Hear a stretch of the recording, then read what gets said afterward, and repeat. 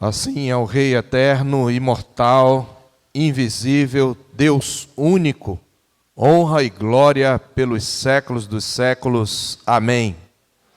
Graça, misericórdia e paz da parte de Deus, nosso Pai, e do nosso Senhor Jesus Cristo. Eu quero pedir que você aquiete o seu coração, evite conversas paralelas, evite se distrair. Você que tem filho, se for necessário, leve o seu filho para acalmar, ou então ao berçário, que foi para esse fim, conforme os pais pediram. E com reverência vamos abrir a palavra de Deus em Atos capítulo 19, e nós leremos do verso 1 ao verso 7.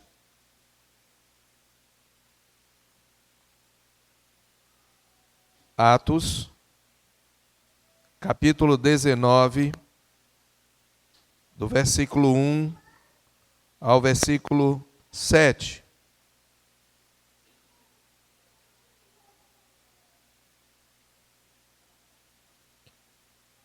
Essa noite, com a graça de Deus, queremos falar sobre o Pentecostes em Éfeso. O Pentecostes em Éfeso. Diz assim a palavra do Senhor: Aconteceu que, estando Apolo em Corinto, Paulo, tendo passado pelas regiões mais altas, chegou a Éfeso. E achando ali alguns discípulos, perguntou-lhes: Recebestes porventura o Espírito Santo quando crestes? Ao que lhe responderam: Pelo contrário, nem mesmo ouvimos que existe o Espírito Santo. Então Paulo perguntou: Em que, pois, fostes batizados? Responderam: No batismo de João. Disse-lhes Paulo: João realizou o batismo de arrependimento, dizendo ao povo que cresce naquele que vinha depois dele, a saber, em Jesus. Eles, tendo ouvido isto, foram batizados em nome do Senhor Jesus. E, impondo-lhes Paulo as mãos, veio sobre eles o Espírito Santo. E tanto falavam em línguas, como profetizavam. Eram ao todo uns 12 homens. Amém.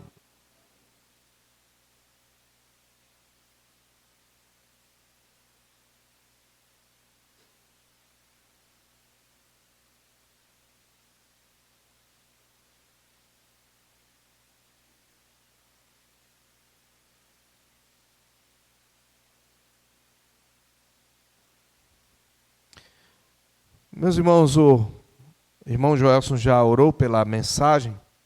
Eu quero começar relembrando o que nós aprendemos na nossa última mensagem. Nós vimos como Paulo, tendo pregado o evangelho na Europa, encerrando ali em Corinto, ele partiu já no final dessa segunda viagem missionária para Cesareia, de lá para Jerusalém, e então desce para Antioquia, a igreja que o havia enviado pela primeira vez junto com Barnabé, conforme o capítulo 13 de Atos. E ali ele passou nas regiões também da Galácia e da Frígia, confirmando os discípulos nas igrejas que ele havia plantado. Então, ele, quando estava nessa viagem, havia chegado lá em Éfeso um homem chamado Apolo, natural de Alexandria. Nos versos 18 até ao 28, nós vimos como o Senhor Deus fez surgir uma igreja que mais tarde vai ser, talvez, o maior centro da Ásia Menor do cristianismo e das missões cristãs. E relembrando o que nós aprendemos na mensagem anterior, intitulada Cooperadores na Lavoura de Deus, nós vimos como Cristo conduz a sua igreja, não apenas dando-lhe novos discípulos, mas também fazendo desses discípulos cooperadores no trabalho de plantar e regar a sua vinha. Nessa perspectiva, nós vimos como a multiforme graça de Deus vai providenciando para Paulo muitos cooperadores ao longo do caminho, através das mais diversas experiências da jornada missionária. Nós vimos, por exemplo, como Deus levantou cooperadores unidos pelo chamado e ordenação, no capítulo 13, versos 1 a 4, pois nós fizemos uma exposição panorâmica desde o capítulo 13 até o nosso texto. Paulo e Barnabé foram cooperadores chamados por Deus no mesmo momento, na mesma igreja, pelo Espírito Santo, conforme Atos 13, de 1 a 4. E ali eles se tornaram, por mandado do Espírito Santo, uma dupla missionária. Eles se tornaram cooperadores, unidos pelo chamado e pela ordenação. Nós vimos também que o Senhor providenciou cooperadores arregimentados na batalha da fé, como aconteceu com Silas, que se juntou a Paulo e Barnabé após a decisão do Concílio de Jerusalém sobre a questão da entrada dos gentios na igreja. Um companheirismo que nasceu no calor da batalha pela fé. Silas seria companheiro de Paulo por muito tempo e até agora ele está com ele, mesmo depois que ele se separou de Barnabé. Em terceiro lugar, nós vimos cooperadores também surgidos pela frutificação do próprio trabalho missionário, como é o caso de Timóteo, em Atos capítulo 16, de 1 a 5, depois de uma primeira estada em Icônio e Listro, aparentemente infrutífera, por Paulo, conforme o capítulo 14 de Atos. Lá no capítulo 16, ao voltar àquela cidade, ele descobre que havia ali uma comunidade que havia sido plantada através da sua pregação, e no meio desses irmãos destacava-se um adolescente chamado Timóteo, que se tornará o filho mais querido de Paulo na fé, e aquele a quem ele escreve suas duas últimas cartas, a primeira e a segunda carta a Timóteo.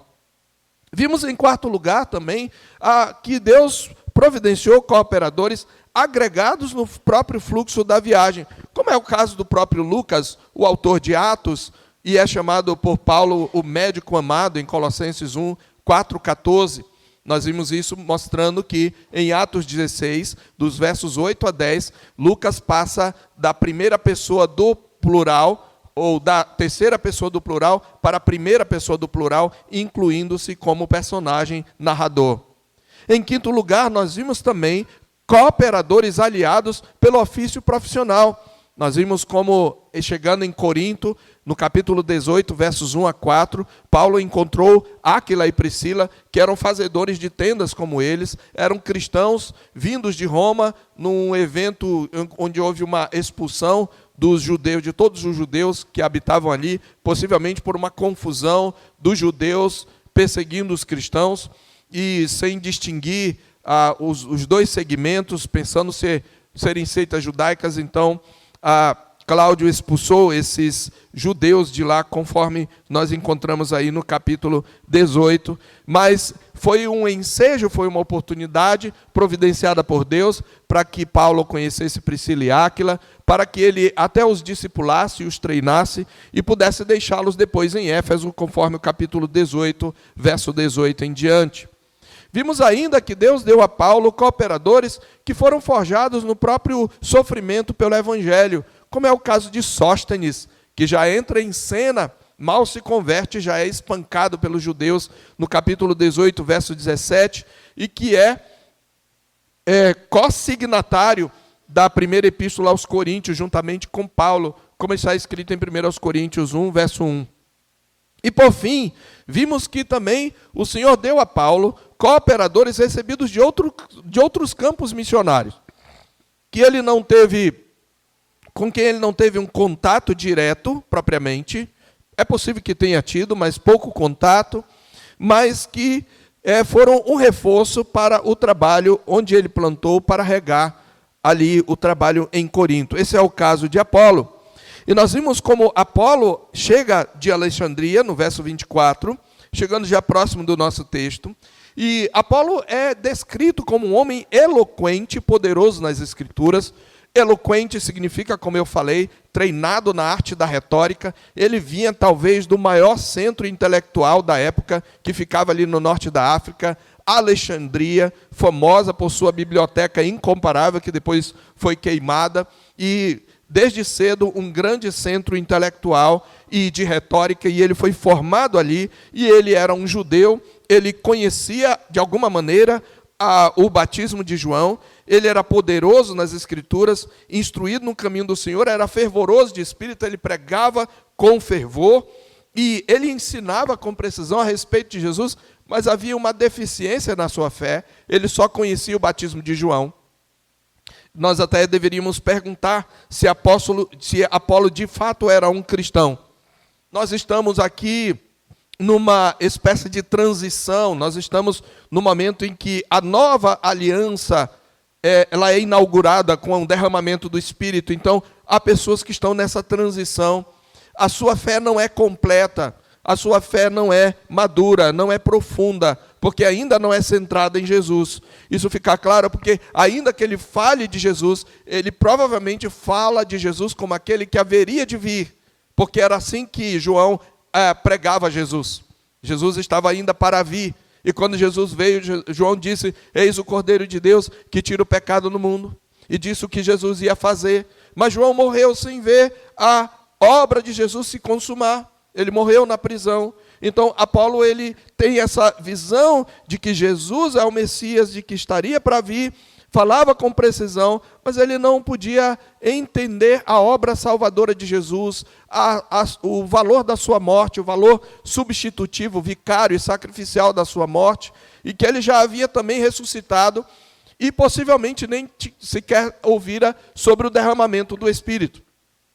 E Priscila e Áquila, que haviam sido treinados por Paulo, ouvem Apolo, percebem a sua oratória, a sua capacidade, mas percebem que há deficiências na sua compreensão do Evangelho. Por isso diz o verso 26, que Priscila e Áquila tomam Apolo consigo e com mais exatidão lhe expuseram o caminho de Deus. Fizeram um discipulado. Quando nós pensamos num universo de pessoas que têm um conhecimento diverso, genérico e com tantas versões sobre quem é Jesus, é natural que pessoas que se digam cristãs não tenham absoluta certeza ou convicção do genuíno evangelho. Há muitas pessoas que até se dizem evangélicas, mas não conseguem articular a sua fé. E isso foi o que aconteceu com Apolo. Mas Priscila e Áquila o tomaram e ele se torna um cooperador. Inclusive diz que ele quer percorrer a Acaia, que é onde ficava Corinto, e os irmãos o animaram, escreveram aos discípulos uma carta de recomendação para o receberem, e quando ele chegou no verso 27, ele auxiliou muito aqueles que, mediante a graça, haviam crido. Depois de ser melhor ensinado, discipulado, aperfeiçoado na fé, agora ele pode trabalhar ali na igreja, e diz que com grande poder convencia publicamente os judeus. Ou seja, ele tinha debates e ele vencia os debates. Ele se tornou talvez o primeiro apologeta cristão, né? O apologeta é aquela pessoa que é capacitada a defender a fé num debate público, com boas argumentações. Então Apolo se tornou um grande apologeta, porque com grande poder convencia publicamente os judeus, provando, por meio das Escrituras, que o Cristo é Jesus. Ele provava por meio das Escrituras. Então, esse homem bem doutrinado se tornou um cooperador do Evangelho. Muito bem, no capítulo 19, nós vamos encontrar um grupo que tem uma deficiência espiritual, ou, usando aqui de um sinônimo, uma deficiência doutrinária, acerca também do Evangelho, que é o mesmo tipo de deficiência que tinha Apolo. Eles também eram discípulos, mas não se pode ainda dizer que eles são cristãos exatamente. Talvez nós poderíamos chamá-los de pré-cristãos. Paulo percebe isso porque Paulo os encontra. E é isso que diz aqui. Quando Apolo estava em Corinto, veja que a narrativa que vai acontecer no capítulo 19, ela tem uma ligação com o capítulo 18, porque Apolo está em Corinto, e Paulo passa pelas regiões mais altas e volta a Éfeso. Lembra que ele tinha deixado Éfeso, tinha deixado Priscila e Áquila ali para cuidar da igreja. Apolo ali é discipulado, é enviado para Corinto, ajuda o trabalho em Corinto, e Paulo, tendo feito a sua viagem, agora ele começa a sua terceira viagem, na verdade missionária, onde ele volta para a Ásia, ali para Éfeso. Éfeso era uma grande cidade da Ásia, era a cidade principal, por assim dizer, ali da Ásia Menor, era um importante centro comercial, com uma economia próspera, baseada no comércio de mercadorias como têxteis, como metais e especiarias. Mas ali era um grande centro de idolatria, porque ali estava o grande templo de Ártemis. Aliás, o templo de Ártemis era uma das 7 maravilhas do mundo antigo, e era um importante centro de peregrinação e culto. Éfeso era caracterizada por uma cultura especialmente grega e romana. Era uma cidade, no entanto, cosmopolita, com uma forte influência da cultura grega e romana. Tinha uma arquitetura impressionante, com edifícios públicos, teatros e templos. E havia uma comunidade judaica significativa ali. Éfeso vai se tornar, meus irmãos, um importante centro para a difusão do cristianismo, porque pessoas de vários lugares da Ásia passavam por ali. Então é um lugar muito importante para Paulo pregar o evangelho. Ele já tinha plantado a igreja, Priscila e Áquila já tinham estado ali, estavam ali, e agora ele volta para Éfeso. E ao chegar lá, ele encontra um grupo de discípulos um pouco diferente. Ele diz que achando ali alguns discípulos, mas Paulo acha algo estranho neles. Mas antes da gente entrar nesse ponto, eu preciso interromper um pouquinho essa exposição e abrir um parênteses para a gente falar um pouquinho sobre o que a gente viu até aqui acerca da doutrina do batismo com o Espírito Santo. Porque esse texto é muito importante para essa doutrina. Ao longo dessa série de exposições de Atos, nós vimos que a manifestação visível e audível da descida do Espírito Santo sobre os convertidos só aparece em 4 ocasiões. Nós temos a primeira aparição no capítulo 2, no dia de Pentecostes, no primeiro grupo de discípulos. Sim, eles eram crentes em Jesus, mas eles estão num período de transição. É nesse momento que o Espírito Santo vai ser derramado sobre a igreja, e a partir do qual a igreja será um povo de todas as nações. O segundo derramamento do Espírito se dá na conversão dos samaritanos em Atos capítulo 8, versos 14 a 18. Você precisa acompanhar o raciocínio comigo para você entender essa doutrina do batismo com o Espírito Santo, conforme eu proponho aqui. O terceiro evento de derramamento do Espírito ocorre na conversão do primeiro grupo gentílico, lá no capítulo 10, do verso 44 a 48.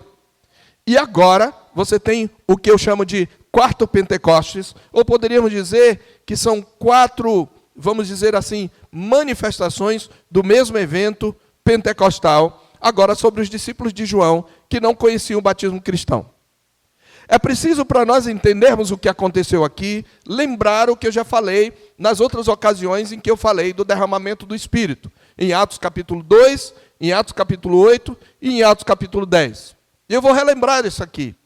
Eu já mostrei nos textos anteriores que em cada um desses derramamentos há uma peculiaridade, ou seja, algo que só acontece naquele derramamento. Além do que, a ordem em que o fenômeno acontece, em cada um desses lugares, nunca é a mesma. Por exemplo, no evento inicial, nós tivemos o som de um vento, como de um vento impetuoso. E nós tivemos línguas como de fogo pousando sobre a cabeça de cada um dos 120. Isso não aconteceu depois. No segundo evento, em Samaria, observe que, lá no capítulo 8, de 14 a 17, que os apóstolos Pedro e João, eles descem de Jerusalém e oram para que os samaritanos recebam o Espírito Santo. E é importante você abrir o texto lá, porque a linguagem de Lucas, quando diz que eles descem e oram, e alguns grupos eles entendem, então, com base nesse texto, que é preciso que você chame alguém para orar e impor a mão para você receber o batismo com o Espírito Santo como uma segunda bênção posterior à conversão. Porém, observe que a linguagem de Lucas observa que era esperado que o Espírito Santo fosse recebido por ocasião do batismo cristão. Olha como Lucas narra no capítulo 8, 14. Ouvindo os apóstolos que estavam em Jerusalém, que Samaria recebera a palavra de Deus, enviaram-lhe Pedro e João. Observe que Lucas vai dizer, raciocine comigo. Os quais, descendo para lá, oraram por eles para que recebessem o Espírito Santo. Por quê? Porquanto não havia ainda descido sobre nenhum deles, mas somente haviam sido batizados em o nome do Senhor Jesus. Você percebe na linguagem que Paulo diz, olha, ele ainda, que Lucas diz, ele ainda não tinha descido, mas eles só tinham sido batizados em nome de Jesus. O que isso significa? A fraseologia significa, não aconteceu o que era esperado acontecer. É isso que Lucas está dizendo. Não aconteceu o que é a norma. Essa é a linguagem. Aliás, a condição é exatamente isso.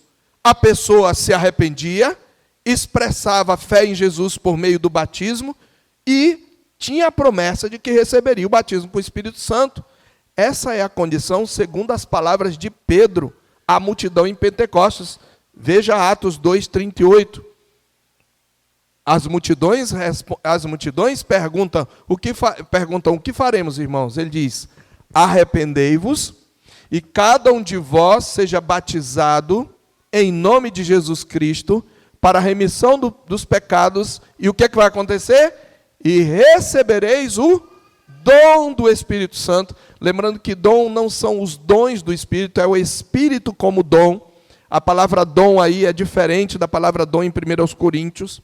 Então, é uma palavra que aponta para o próprio Espírito. Pedro mesmo, no capítulo 11, ele fala, os gentios receberam o mesmo dom que nós recebemos. Ele é uma dádiva do Pai, prometida pelo Filho. Então, observe que Pedro diz, a norma é o que é declarado. Arrependam-se, sejam batizados em nome de Jesus, e vocês receberão o dom do Espírito Santo. Então Lucas diz, olha, alguma coisa que não se esperava aconteceu, por isso os apóstolos desceram para lá. No terceiro derramamento, que ocorre no capítulo 10, há outra situação. Pedro nem sequer tinha terminado de pregar o evangelho a Cornélio e seus familiares e amigos. E o Espírito Santo caiu sobre eles. Atos 10, 44 a 46.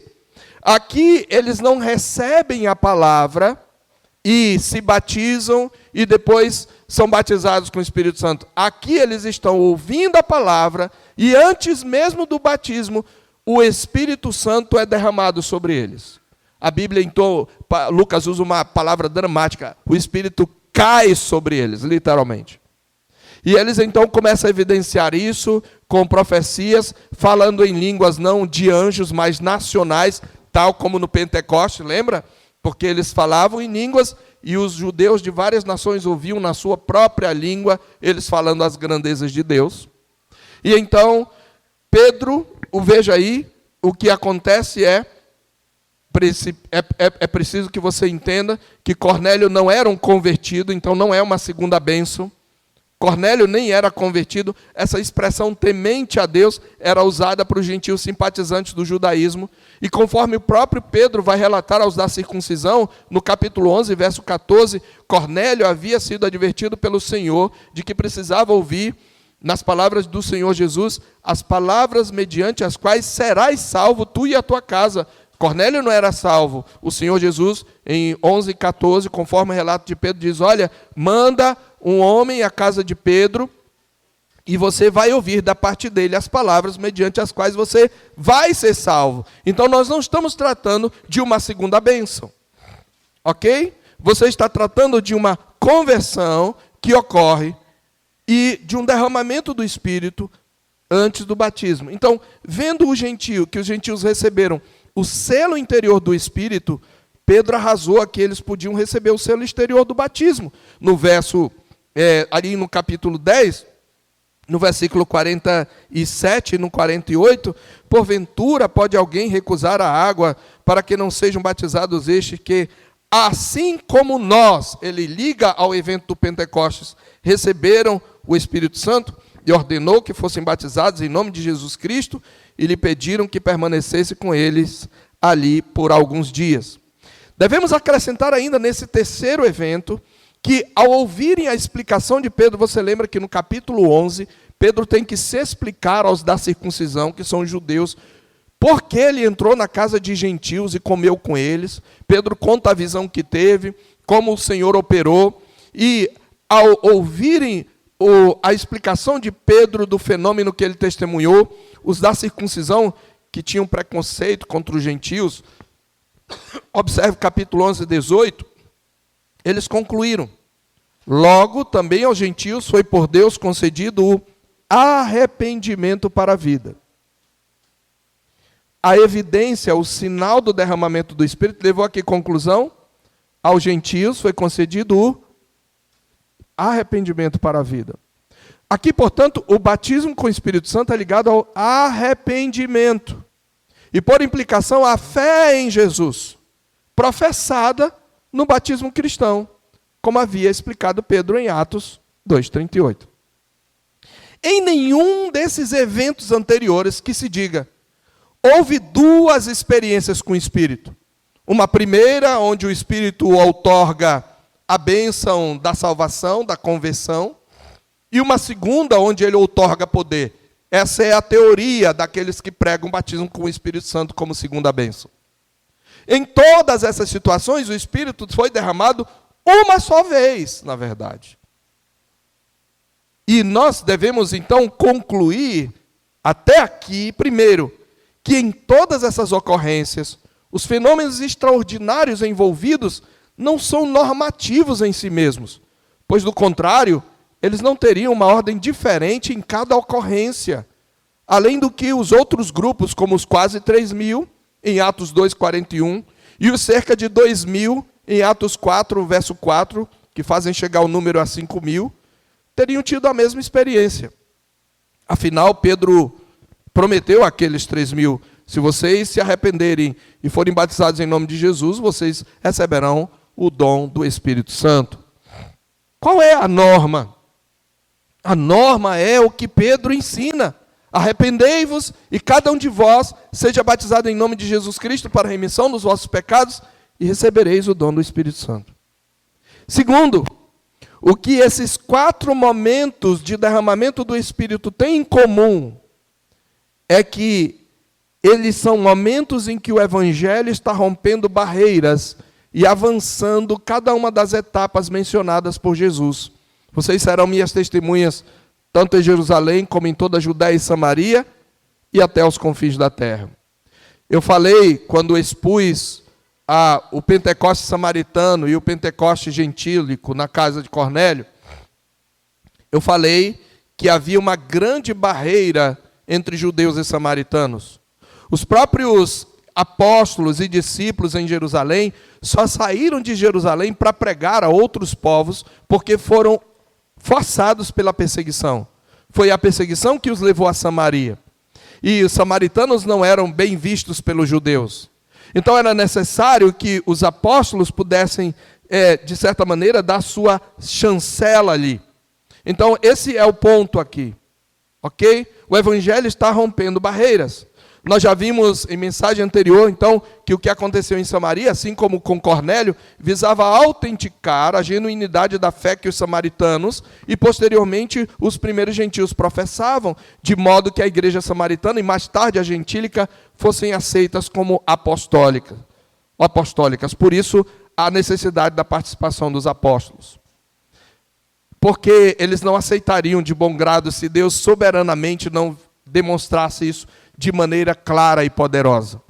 Então, os samaritanos precisavam receber o Espírito com a chancela dos apóstolos.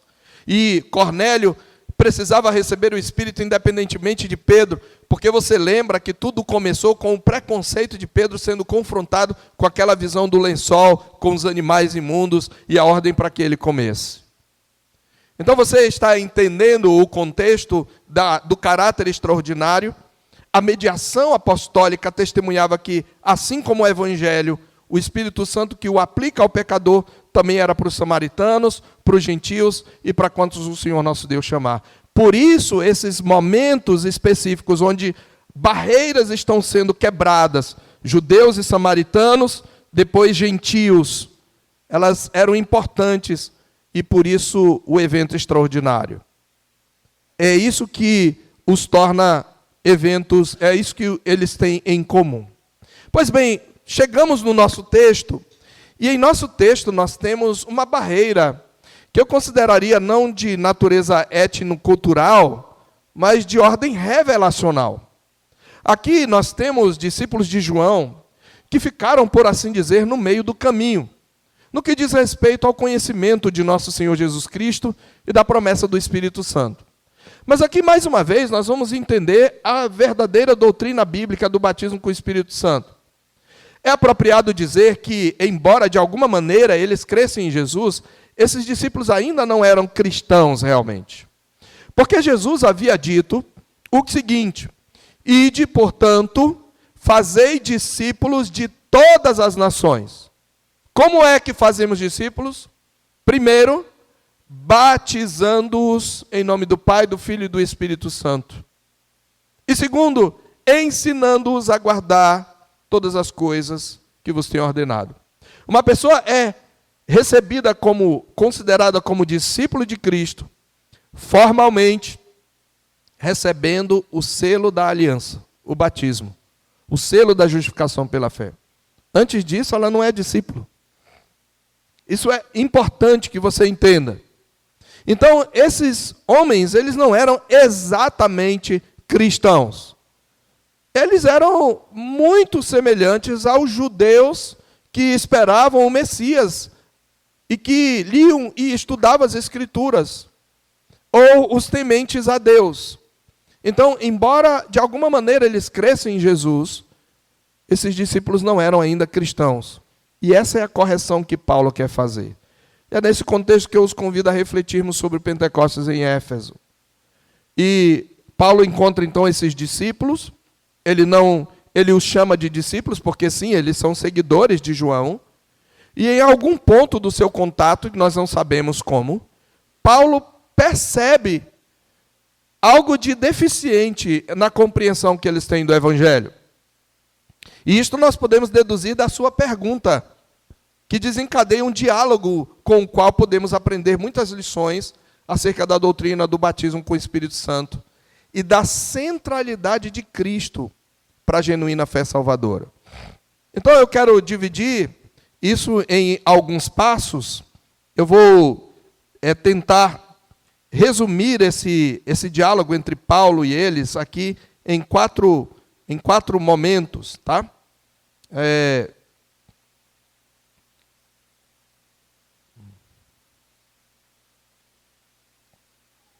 E depois trazer aqui algumas aplicações. Eu quero chamar a sua atenção, em primeiro lugar, para um fato de que a pergunta de Paulo aponta para a norma do batismo com o Espírito Santo. Esse é o primeiro princípio que nós aprendemos.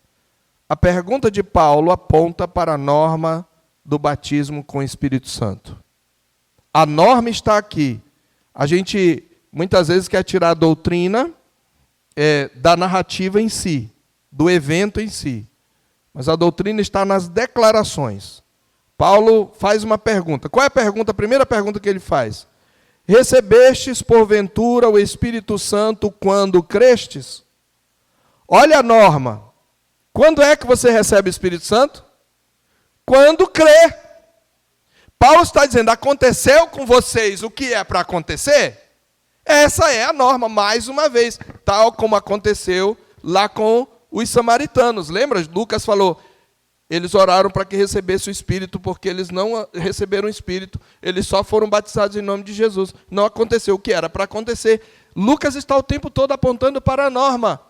O batismo com o Espírito Santo é dado a todo aquele que crê. Só que isso não aconteceu com eles. E esse é o ponto. Então, a pergunta de Paulo aponta para a norma do batismo com o Espírito Santo. O batismo com o Espírito Santo é dado a todo aquele que crê. Observe que aqui se indica qual é a exigência para receber o batismo. Crer em Jesus Cristo. Ele não pergunta, recebestes o Espírito Santo quando orastes? Recebestes o Espírito Santo quando vos esvaziastes?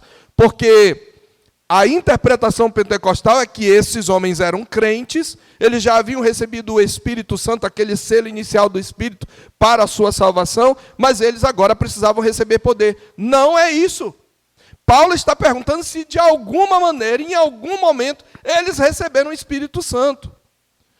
E ele não diz quando vocês se esvaziaram, quando vocês obedeceram, quando vocês jejuaram, mas quando vocês creram. Portanto, a fé, conforme Paulo, é a condição para o recebimento do Espírito Santo. Em segundo lugar, diante da resposta deles, de que nem sequer sabiam que existia o Espírito Santo, uma segunda pergunta nos aponta que a fé aqui requerida no ato de crer é a fé professada no batismo. Então, primeiro, a condição para receber o batismo com o Espírito Santo é a fé em Jesus. Segundo, a fé requerida é a fé professada pelo batismo. Olha a pergunta segunda de Paulo. Em que, pois, fostes batizados? Paulo é preciso na sua visão doutrinária, na teologia. Ele não pergunta nada sobre o que eles sabem do Espírito Santo. Ele diz, olha, nós nem mesmo ouvimos. Então eles não conheciam aquela parte da pregação de João que falou que o Senhor Jesus batizaria aqueles que nele crescem com o Espírito Santo. Eles nem sequer ouviram. Eles conheciam apenas o batismo de João. Em que fostes batizados? Então, Paulo percebeu, na resposta dos discípulos, que o problema estava ligado ao batismo, ao selo pactual, pelo qual a fé é professada e o Espírito é recebido. Aqui estava a causa. Eles dizem, em que fostes batizados? No batismo de João. Aqui estava a causa. Eles foram batizados no batismo de João. Que, diga-se de passagem, igreja, não é o batismo cristão, viu?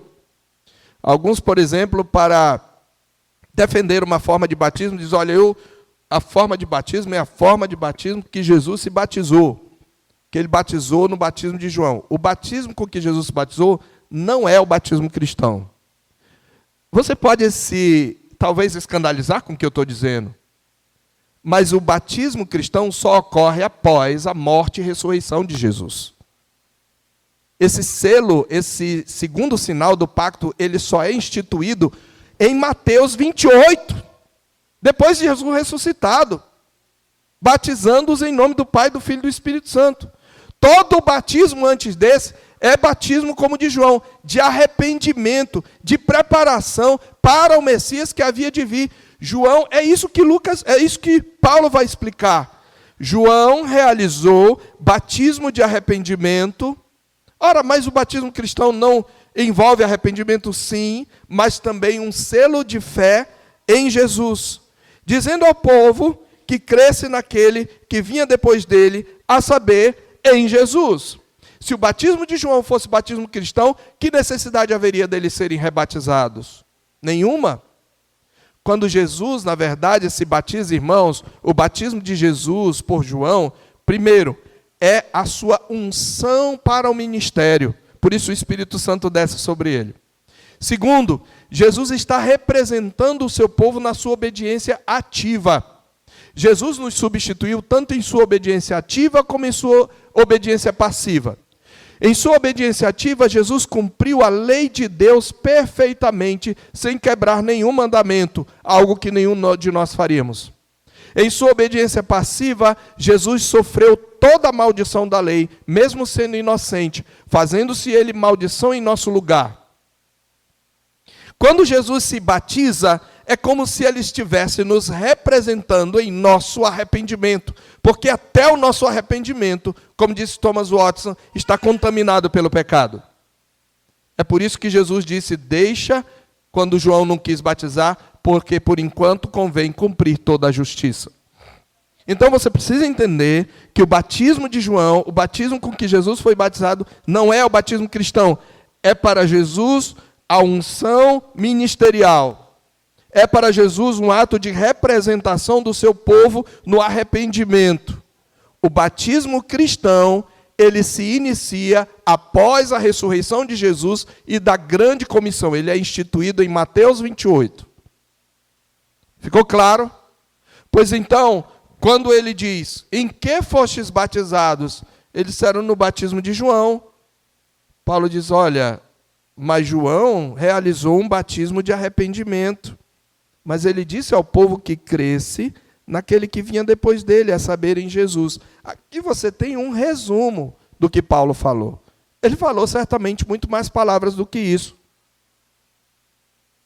Ele deve ter explicado como Jesus morreu pelos pecadores e como em seu nome se pode receber a remissão dos pecados, certamente. E diz que eles, tendo ouvido isto, foram batizados em nome do Senhor Jesus.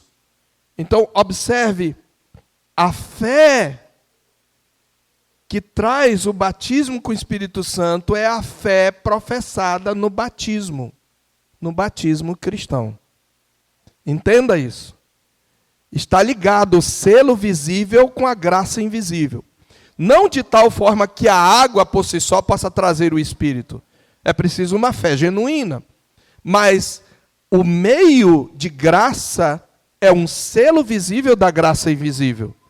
Então não faz sentido você dizer, quando você é batizado em nome do Pai, do Filho e do Espírito Santo, que equivale a ser batizado em nome de Jesus, você dizer que você ainda vai esperar uma segunda bênção. Porque é a mesma palavra, batismo. Um é um batismo visível, com água, e o outro é aquilo que a água simboliza, o Espírito Santo.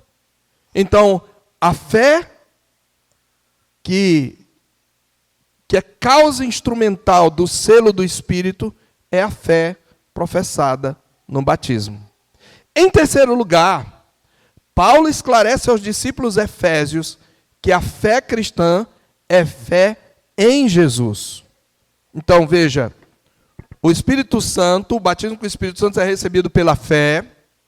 Segundo, a fé que é instrumento do batismo com o Espírito Santo é a fé professada no batismo. E terceiro, essa fé é a fé em Jesus Cristo, aquele de quem João falara. É isso que Paulo fala. Portanto, o batismo cristão é em Jesus e não em João. E, tendo explicado, Paulo os batiza em nome do Senhor Jesus. Essa imposição de mãos, que alguns dizem que ela é necessária para o batismo com o Espírito Santo, ela é nada mais do que a imposição de mãos que acompanha o batismo. Então, é com a imposição de mãos, no ato do batismo, que os efésios receberam o Espírito Santo pela primeira vez. Eles não receberam em nenhum sentido antes disso. Eles nem sabiam do Espírito Santo. Aqui temos um fato notável, irmãos, que a tradição pentecostal deixa de passar despercebido. Surpreendentemente, Paulo trata da ignorância dele sobre o Espírito Santo, não focando o seu ensino na pessoa do Espírito Santo, mas na pessoa de Jesus Cristo. Aqueles que enfatizam o batismo com o Espírito Santo como segunda bênção, eles colocam foco no próprio Espírito Santo. Mas, na verdade, a obra do Espírito é colocar o foco em Jesus Cristo. Sobre isto, um importante teólogo que escreveu um livro que ainda é um clássico e que eu recomendo, Teologia do Espírito Santo, Frederick Dale Bruner, eu nem sei se ainda é editado, ele diz o seguinte: o remédio para aqueles que sabem pouco ou nada acerca do Espírito Santo não é instrução especial sobre ele, nem o conhecimento sobre o acesso ao Espírito, nem uma nova coleção de condições ou um novo regime de esvaziamento, de obediências adicionais, de dedicação mais profunda ou de orações ardentes, mas pelo contrário, simplesmente o grande fato, o remédio para aqueles que sabem pouco ou nada acerca do Espírito Santo é o evangelho da fé no Senhor Jesus Cristo e o batismo em seu nome. Brunner explica de maneira plausível, meus irmãos, que Paulo ficou sabendo na realidade que a fé deles não era posta em Jesus, que tinha vindo, mas sim numa figura messiânica ainda vindoura, que era o caráter da mensagem de João Batista. Paulo, portanto, não ensinou aqui uma segunda bênção, nem um batismo espiritual distinto que vai além do mero batismo na água. O assunto de Paulo tampouco foi sobre a necessidade das línguas, como a evidência inicial do Espírito, ou do poder do Espírito. Nenhuma condição moral ou eclesiástica, nenhuma evidência estática ou de êxtase é imposta sobre os efésios, ou é exigida deles. Você tem que orar, você tem que enrolar a língua, você tem que jejuar, antes de poderem ter o Espírito Santo a quem não conhecem. Portanto, meus irmãos, como conclui Brunner, Paulo não está avançando para coisas supostamente mais elevadas, mas ele está voltando para coisa fundamental, para o próprio princípio onde todo crente recebe o Espírito Santo, de conformidade com o modo apostólico de entender o caso, ao crer em Jesus e no batismo cristão subsequente.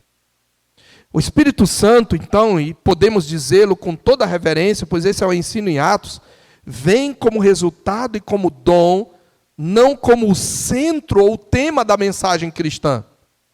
É, pois, o ministério do Espírito que o Evangelho seja o Evangelho de Jesus Cristo, e não o Evangelho do Espírito Santo. E que o Espírito seja recebido, não porque ele é especificamente procurado, mas sim porque Jesus Cristo é proclamado.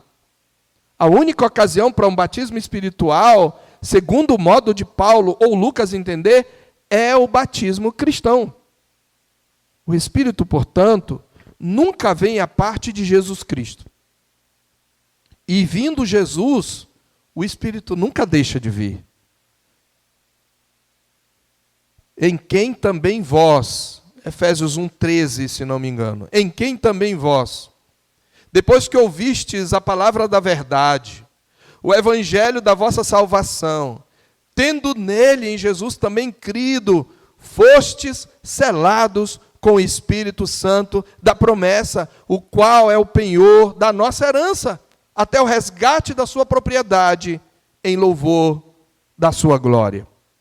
Brunner, portanto, ele vai além em sua argumentação, e ousadamente, mas não sem fundamentação, ele ressalta: Atos, escrito por Lucas, é uma exposição independente da verdade da fórmula de Mateus, de que ser batizado no nome divino, trino e uno, é por definição ser batizado ao mesmo tempo no Espírito Santo. Não há necessidade alguma, portanto, de batismos separados em cada pessoa da Trindade, pois é o beneplácito do Pai, conforme as palavras de Paulo, noutro lugar, que no Filho residisse corporalmente a plenitude da divindade. Então, essa formulação teológica de Paulo em Colossenses que eu citei, ela é ensinada histórica e teologicamente por Lucas em Atos, especialmente nesse parágrafo, onde o Espírito Santo que falta é suprido, não através de novas informações acerca do seu poder, mas sim através do Jesus Cristo, do Senhor que faltava, mediante a proclamação de Jesus Cristo e o batismo no seu nome.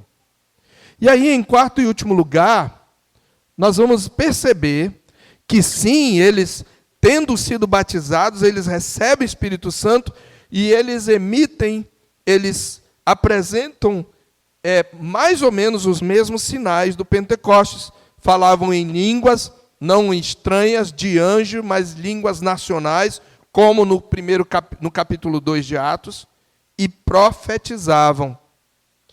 Aqui você tem o Pentecostes estendido.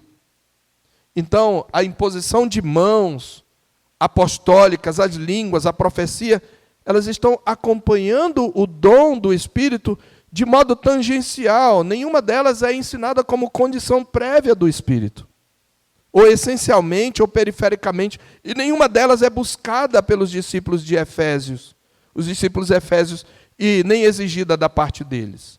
Então, o ensino de Atos 19, 1 a 7, é que os efésios estavam sem o Espírito Santo, não devido à falta de pedir uma segunda bênção, ou da presença dos apóstolos, ou da entrega completa, ou das línguas, mas por terem sido batizados no batismo de João, ao invés daquele de Jesus Cristo. Assim, conclui Brunner, de quem eu dependo grande parte dessa mensagem, poucas passagens, na verdade, ensinam a união essencial entre o batismo cristão e o derramamento do Espírito, tão claramente quanto esse capítulo. Com suas perguntas nítidas: recebestes porventura o Espírito Santo quando crestes? Em que, pois, fostes batizados? Nós temos quase uma definição clássica de como vem o Espírito Santo e da união da consciência apostólica da fé, do batismo e do dom do Espírito Santo. O resultado, meus irmãos, sem ambiguidade, do batismo pela fé em Cristo é que o Espírito Santo é dado, ou para empregar a expressão mais carregada, que o batismo no Espírito Santo é simplesmente o batismo cristão. O batismo com o Espírito Santo é a graça interior que é apontada no selo exterior da água. Então, eu espero que tenha ficado claro para você que não há uma segunda bênção a ser buscada. Sim, precisamos buscar o poder do Espírito Santo. Sim, precisamos buscar a plenitude do Espírito Santo, que manifesta sobretudo no fruto: amor, alegria, paz, longanimidade, benignidade, bondade, fidelidade, mansidão, domínio próprio. Esse é o fruto do Espírito. Eu quero então concluir, irmãos, e já trazer uma aplicação, se você tinha alguma dúvida. Portanto, crente, e eu falo aqui para os membros da terceira igreja, se algum irmão vir perguntar se você é batizado com o Espírito Santo, responda que sim. Se perguntar se tem um dom de línguas, responda que não. Porque o batismo com o Espírito Santo é dado a todo aquele que crê. E se ficou alguma dúvida, eu quero ler uma passagem em 1 Coríntios capítulo 12.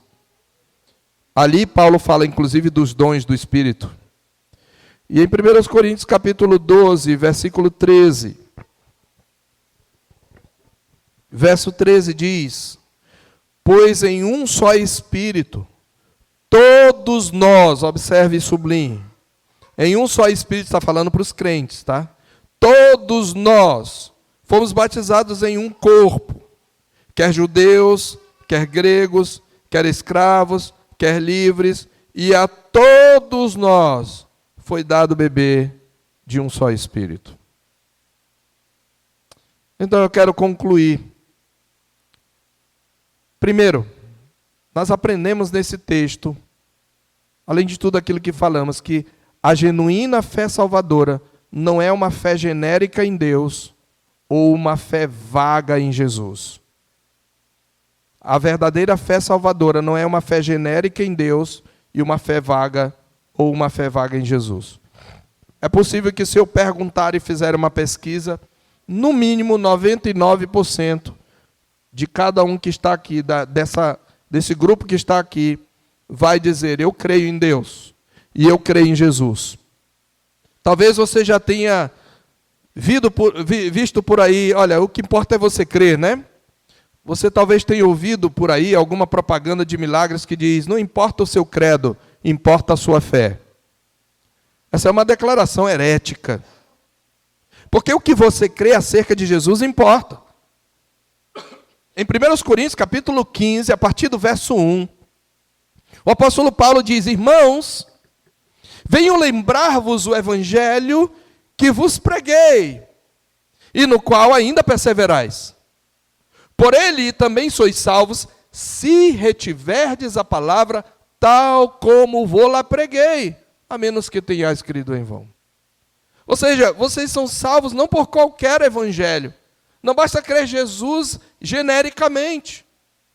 Ele resume o seu evangelho nesse mesmo texto que eu indiquei. Ele diz: antes de tudo vos entreguei o que também recebi. O que ele está dizendo? Eu não mudei nada, eu não inventei nada, eu estou entregando o mesmo evangelho que eu recebi, que é o único evangelho pelo qual vocês podem ser salvos, que Cristo Jesus morreu pelos nossos pecados, segundo as Escrituras, e foi sepultado e ressuscitou ao terceiro dia, segundo as Escrituras.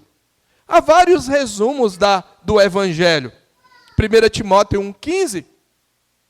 Fiel é a palavra e digna de toda aceitação, que Cristo Jesus veio ao mundo para salvar os pecadores, dos quais eu sou o principal. O que você crê sobre Jesus importa. Portanto, uma das marcas do verdadeiro crente é que sua fé está em constante reforma. Porque ele está sempre reparando as deficiências da sua fé. Não é à toa que a Escritura nos adverte em 2 Coríntios 13,5, e você faz bem em fazer isso de vez em quando. Examinai-vos a vós mesmos, se realmente estáis na fé.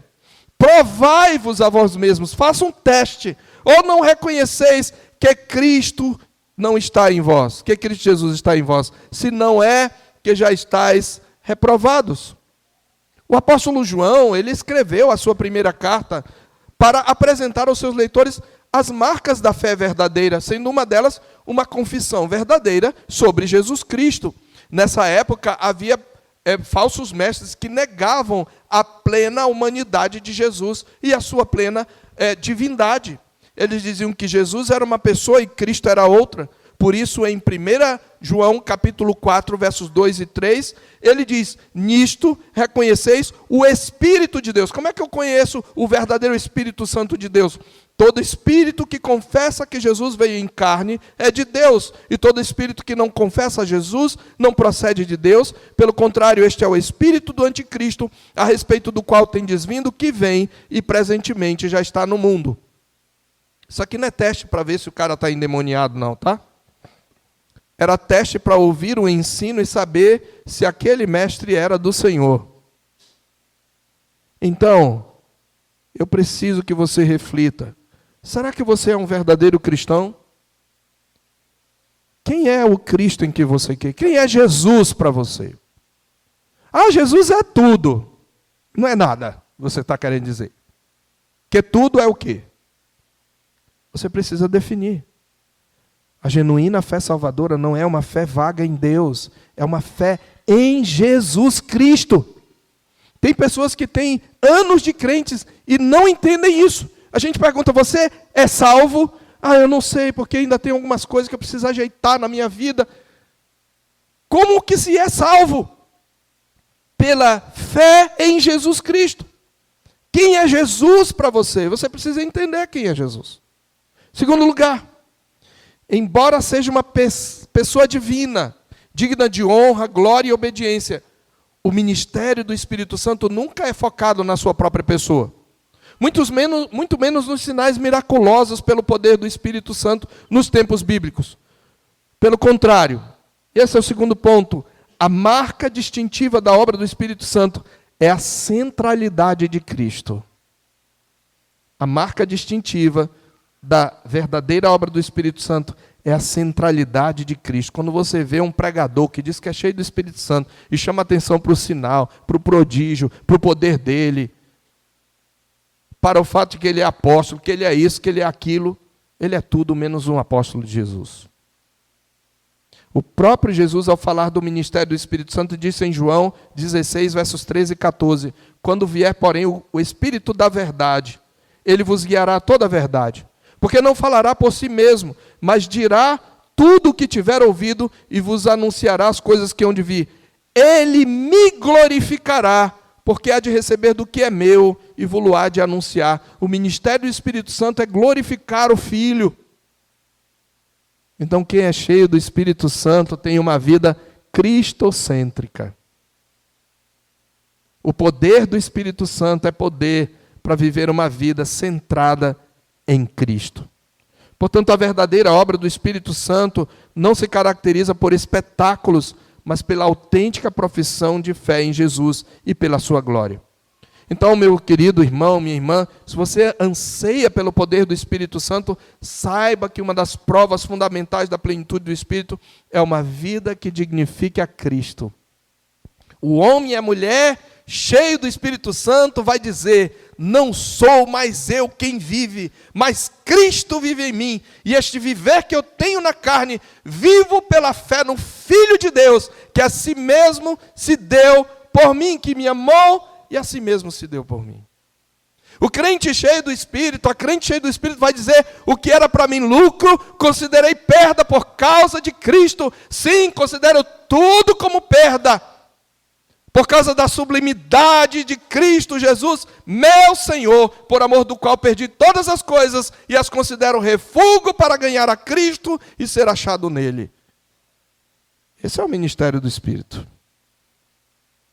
É o ministério que aponta para Cristo. E foi isso que Paulo fez. Então eu termino com a pergunta: você é cristão? Você é um genuíno cristão? Sua vida é centrada no eu ou em Cristo? Quem é Cristo para você? Um resolvedor de problemas? Ou é o teu Senhor, a tua vida, a tua riqueza, o teu tesouro? Você pode dizer que é uma pessoa convertida a Cristo? Quem é Jesus para você? Vamos orar.